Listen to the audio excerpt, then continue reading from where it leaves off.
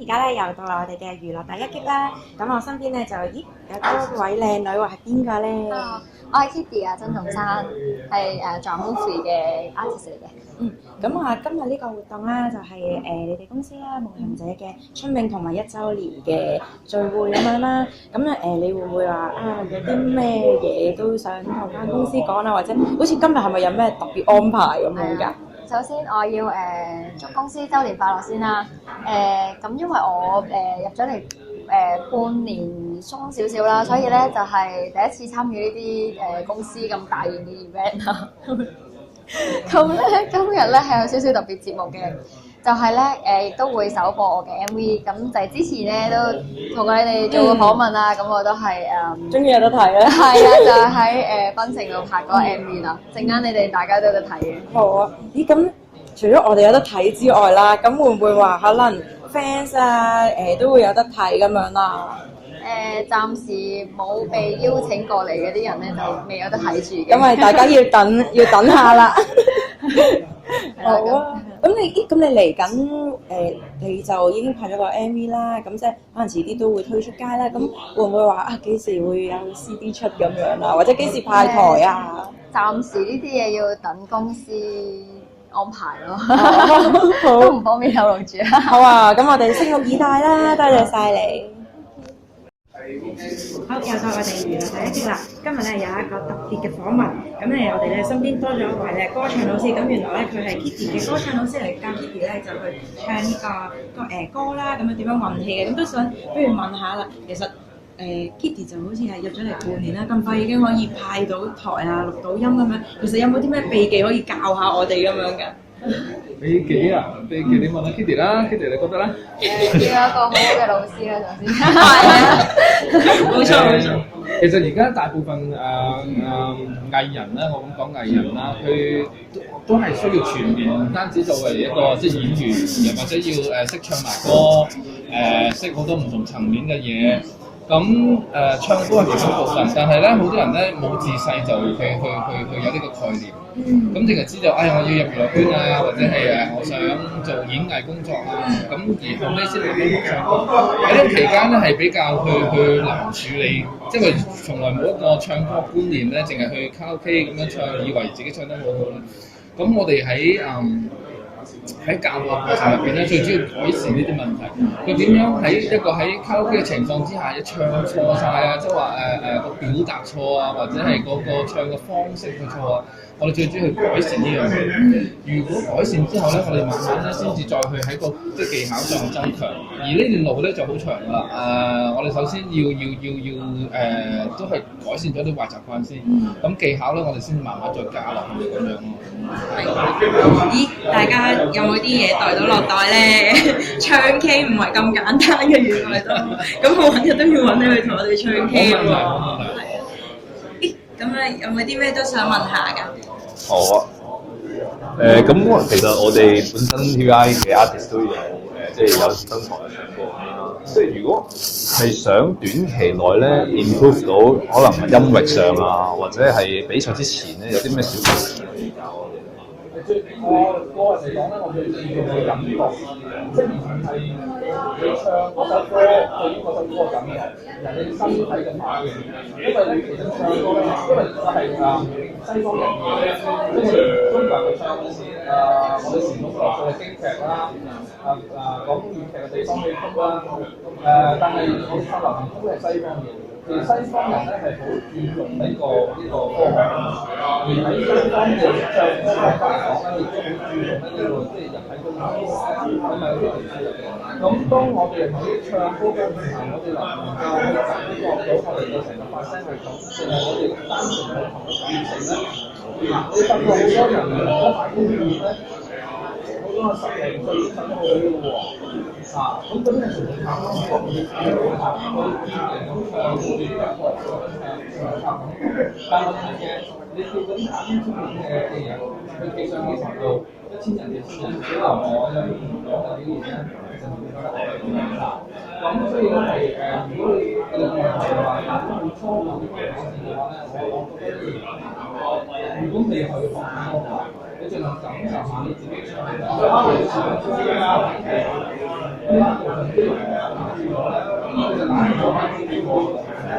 因為西方人概念應該有一樣嘢新嘅，有啲好受嘅就你自己都好嘅，咁但係你唔會見到中國人好受咁，我哋成個觀念去向西方人學習㗎嘛，所以喺你唱歌嘅時候，如果你肌肉嘅變化，你覺得唔經常會或者係呢個位置加深啊，即係你咁而有啲咧，你發覺咧，好多創意文嘅慢慢嘅多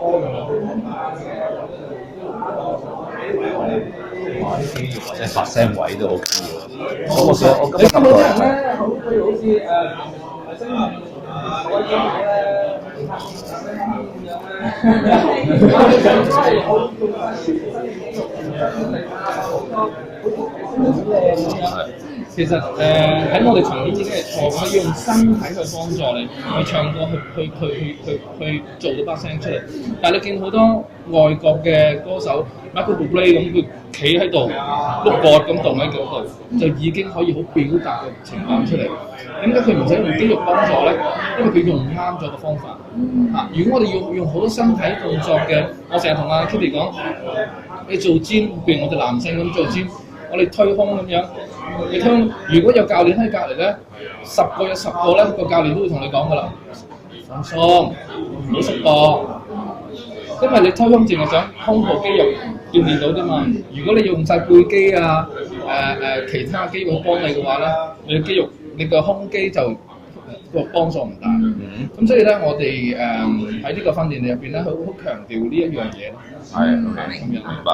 好啊，多謝晒你嘅交導。Thank you。多謝晒。OK，多謝晒。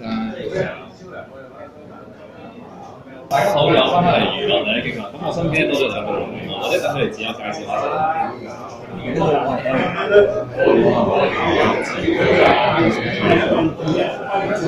咁咧，或者我哋都訪問下Eric同埋 Jessica 佢哋有幾耐咁？其實我識咗蘇珊都3年，第一次就同佢合作嘅就係一次食飯，咁就嗰次就傾咗好耐，但到最後咧，exactly 今次係第一次同佢第一次。咁我咧就係通過 Eric 啊、Fox Music 我認識蘇珊嘅，見過一次面啦，就介紹我都係有做關一啲去寫作啊、寫詞一啲興趣啦。咁之後阿蘇珊就信任我，就俾我機會去做呢個寫詞嘅工作。兩位都係填詞同，即係因為係填詞，因為作曲嘅大師級嘅人馬啦。咁我哋兩個大師，或者咁佢哋介紹下，可能佢哋最近有啲咩作品，或者佢哋係即係 focus 喺邊一個 style 嘅歌曲咁樣。最近嘅作品啊，都係呢首啦，即係擺脫最深層次同心理治療嘅，就講係關於阿 Kitty 佢自己成長嘅路程嘅由起跌起伏咁樣。係咯。咁佢成長嘅起跌咧，我哋點樣知道嘅咧？咁因為我哋開頭第一次見面啦，第二次見面咧，其實都係覺得阿 Kitty 啦比較即係可能下手啲啊，或者係我哋唔熟添。咁我哋用啲咩方法會知道佢究竟想我哋點樣表達佢嘅意思咧？咁就係我要求佢嘅一次就話，不如你寫封信俾我啦，睇下你想點樣啦，咁樣就之後發覺我睇翻原來 Kitty 係對於感情係即係愛情嗰啲啦，係對於感情係比較唔係咁抱住希望，同埋成日懷疑身邊嘅可能另一半咁樣。咁所以我哋就都係寫翻首慢啲嘅歌咧，同埋希望佢可以感情可以流咗落去啦，同埋之後改咗名叫心理治療。咁其實首歌最重要想俾人知道心理治療裏面係因為喺當時佢懷疑人同埋可唔可以同一個身邊嘅人可以有長時間咧，係好關乎一啲時間上令到個氣氛去做唔做啲嘢，咁啊所以就決定心理成。咁希望佢係真係中意首歌啦，咁我哋都希望大家去支持Kitty 啦，同埋多謝蘇生去支持我哋去合作啦，咁樣係。其實我同阿卡心理呢首歌，我哋之前都聽過嗰啲演出，原來背後係原來有咁大嘅故事嘅。出嚟嘅有封信，認識到佢嘅內心，再得出呢首歌。今後我哋都要同 Kitty 去寫信、寄信俾佢同佢交換都好，攞下靈感，或者我寫俾你啊，哇！即係先寫一封信之後就有。要寫情信咯。但係你就唔同嘅，因為我一見到第一次咁好聽，咁佢又比較。唔知點樣講，就先要寫信。不過你哋可以打電話俾我。好啊，打電話，即係攞我電話係嘛？好啊。你都想了解下，即係如果係作曲或者填詞方面咧，兩位有啲咩心得，或者你平時用啲咩？幾時會特別係靈感到咁樣？係啊。靈感，我自己個人都中意靜靜就7點8點頭，即係對杯酒咁樣。杯酒，嗰段時間就揾一個個思維好清晰。咁咧我咧就靈感咧，我都係會睇下我為啲咩人寫歌啦。如果唔係專登為人寫歌，自己咧都係睇翻自己嗰陣時嗰個心態，睇翻當時嘅環境，尤其係時間啊、氣氛啊，去寫翻出嚟。我心唔心得其實當然會參考翻一啲真係大師級嘅寫詞，睇下佢哋風格，可唔可以偷小絲啊，或者我會用其他一啲比較唔係而家可能主流嘅一啲寫詞方法去寫咯。其實心理戰呢首歌都係寫詞方法啦，都係我覺得有少少唔同，因為佢由頭到尾都係即係由頭開始，但係到最尾先知咯，就唔會話由開頭講完，我大概都知你係邊個詞啦，之後就大概知。咁我就可能大家感受唔同，只不過係希望有一開始聽之後，到最尾我當時塑造嗰個感覺咯，就係咁咯。呢可能你問我，會咁樣話俾你知咯。係啊。因為大家都提咗好多關於作詞作曲嘅嘢，有冇咩補充咧？有咩補充啊？或者你都想問下佢可能作曲嘅時候咧，主要你會係真係自己突然之間哼幾個音咁啊去錄啊，定係可能你會用一啲樂器去輔助你咁樣㗎？其實而家作曲多數都係用咁就其實我寫嗰時候我就會用咩，即係 melody 先，melody 跟住就可以砌翻首歌出嚟。原來係咁，因為我自己就好中，突然之間彈下琴，練下琴咧就，嚟不如彈幾個 melody 咁樣。原來咁 OK 好，學下試下先。咦咁？都想問下，譬如填詞方面會唔會可能有時候咧，為咗攞啲靈感，可能除咗話睇以前一啲嘅歌啦，咁去即係去吸收下之外，會唔會可能睇下一啲嘅愛情故事啊、小説啊，或者一啲電影咁去可能攞一個靈感咁樣啦？哦，你講我主要講翻呢首歌啦，個靈感主要都係好多謝佢真係抽少時間寫，講到俾我知佢嘅心態啦，咁先至可以寫到呢個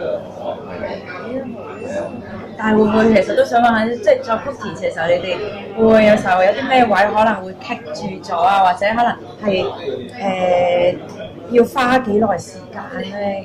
一般其實棘住經常都會，其實係中意，其實有時棘到成日諗唔到之後點樣去，咁其實我嗰一刻其實我識晒啲嘢，就坐喺度，真係冇任何嘅干擾，我喺度跟住諗到，可能其實係第二日先至會諗到，先做喺度做，即係一棘住就會喪嘅。OK。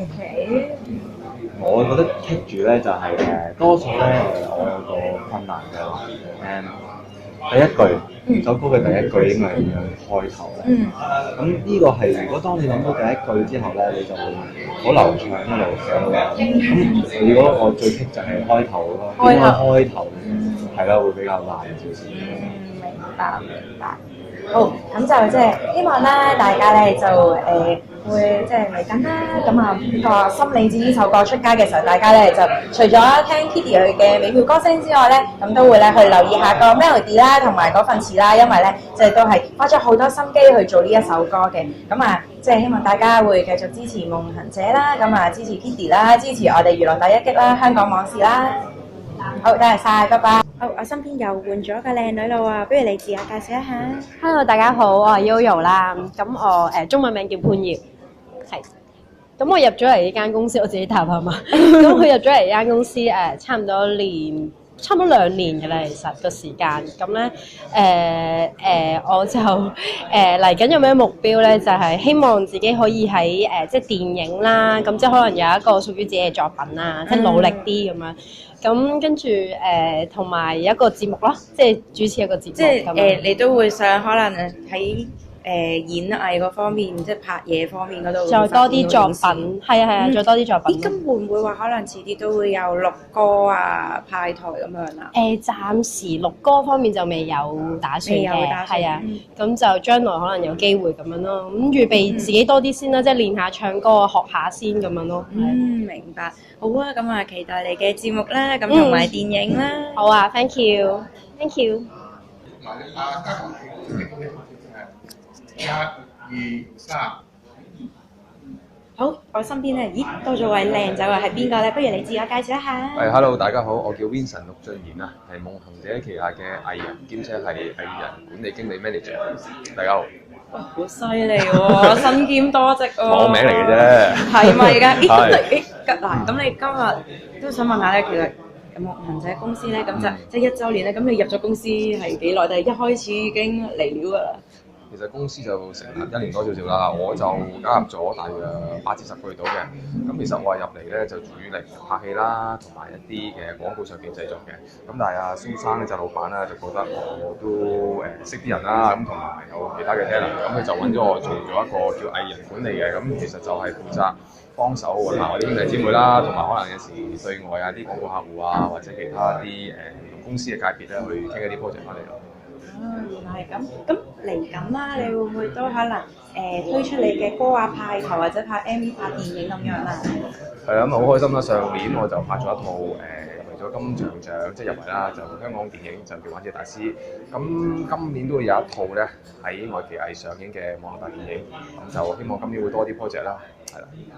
我都好期待你嘅即係新作品咁樣啊！好，咁啊，仲有冇啲咩都可能想同我哋娛樂第一擊嘅觀眾講翻㗎？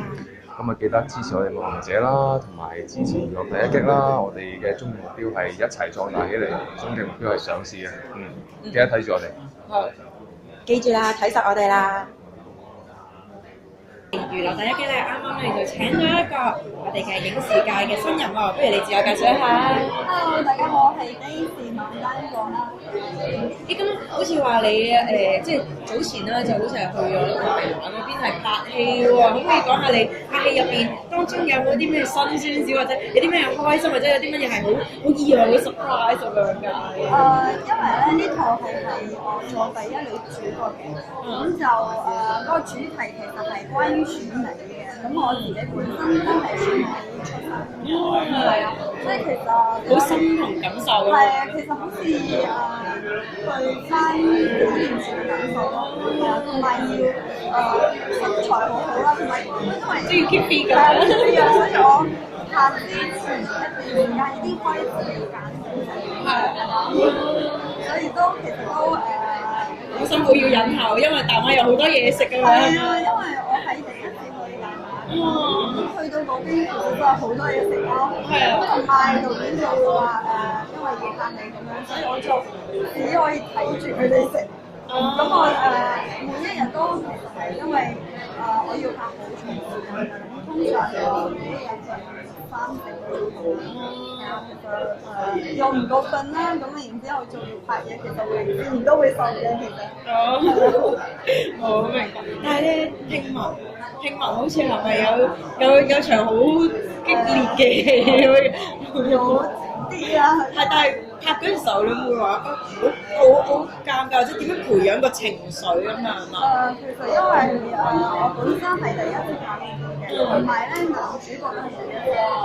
咁我哋其實係屬於新人嚟嘅，咁我哋就驚導演喺現場嗰時好難配合咁樣啦。咁但係嗰個男仔真係好靚仔嘅，咁先有冇講？咁嗰陣時咁我哋就會溝通，因為我哋熟悉對方，之後就會拍咗攝就可以少啲人知。同埋我記得有一場係 kiss 咁然之後嗰個空間係好細嘅，咁就係嗰個空間入邊得攝影師啦，同埋我哋兩個主角同埋其他啲好少工人。咁但係其實因為你知道出邊度已經係有一個音樂見到所有嘢嘅，咁但係我哋拍嗰時就知道好多人睇嘅，好多人睇，其實係拍完之後就哇咁多人嘅，咁其實你都會有啲緊張啦。咁拍完所以我哋就盡量少啲，咁就一次過咁就。希望到時出嚟嘅效果係大家會中意咧。好啊，咁我哋都好期待你嘅即係新戲咁樣啦。我希望嚟緊都可能你都會有更加多嘅戲啦拍啦，咁就我哋喺熒光幕嗰度可以再見到你啦。好，多謝晒。呢個就係呢個第一集啦。咁我身邊咧多咗個靚女喎，不如同你自我介紹下先。Hello， 咁我叫阿酷，可以叫我陳明玉啦。咁我就係一個幕前嘅演員啦。係你好。咁啊，酷啊！我都想問下你咧，你同藝員姐合作咗幾耐？合作咗年零啦，其實都已經係啊。咁或者你本身係可能 focus 喺拍戲啊，或者唱歌，可以講下你平時好啊，咁我就係一個 freelance 嘅演員嚟嘅，我自己就喺演戲嗰方面發展緊啦。咁最近有個作品就第一套青春電影叫《青春戰記》咯，係啦。咁係學生即係做學生咯，我入面就咁即係我自己都係以做演員呢一個為我嘅夢想咯，係啊，係。咁或者你之後嚟緊會有除咗一個青春戰記之後，有冇其他作品可能想同你觀眾宣傳下或者推介下咧？最想都係青春戰記先，係啊，因為始終係自己真係算係一個有一個重要氣氛嘅角色，咁所以我自己都會作多啲宣傳呢一樣嘢，係。咁或者青春自己再問多少少，咁或者呢套戲入邊你係可能遇到啲咩艱難嘅嘢，或者自己最得罪係啲乜嘢？我覺得最有得罪先啦，不如講咗。咁我覺得最有得罪係好開心係可以去創造，即係有份可以將佢豐富咗人為我創造，去豐富呢個角色咯。咁因為可能你可以好表面咁樣睇完劇本啦，你係一個點嘅人，咁你就咁演。但係我自己就會去諗多啲，究竟佢平時會中意做啲咩啊？跟住可能佢屋企有幾多個人啊？即係我會再啲咁諗，跟住同埋會同導演編劇嗰啲都講下我咁樣去做可唔可以啊？可唔可行啊？咁難就係因為佢呢個拍攝嘅時間好長啊，要 hold 好耐，咁所以因為佢要就翻學校嘅時間，佢唔可以話一個月拍晒，佢係可能都已經拍咗半年㗎啦，即係橫跨咗。咁我又要處理客人啦，即係自己諗啦，因為呢一個係時事電影，就唔會話好多 budget，咁就可能靠自己要去記住你究竟啲道具或者你嗰一個頭啊，你着咗啲乜衫啊咁樣，咁同埋就係要喺冬天拍夏天戲咯。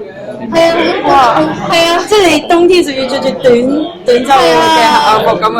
係啊，好凍啊！跟住之後咪黐暖包咯，跟住一咳機即刻唔着，發現漏線真係好易病咯。係啊，呢個幾好玩嘅。咁你見到潘雖然係好後生，但係已經係一個好專業嘅一個演員啦。不過多咗學習，或者我之後咧都密切留意住之後嗰啲電影，咁我哋啲 fans 們可以都去佢嘅 fans page 或者其他渠道 follow 佢咁樣。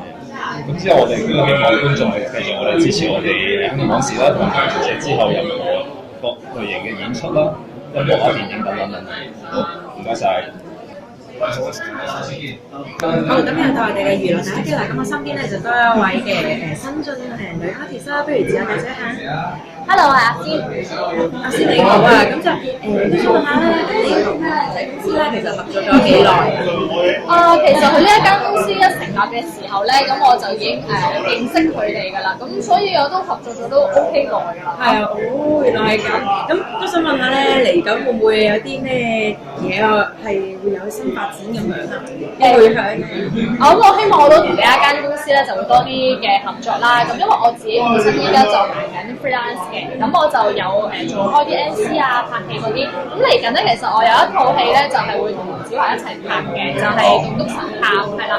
咁暫時我收到咧，我個角色就係做一個女演員咯。咁我都期待呢套戲，因為我好中意黃子華嘅。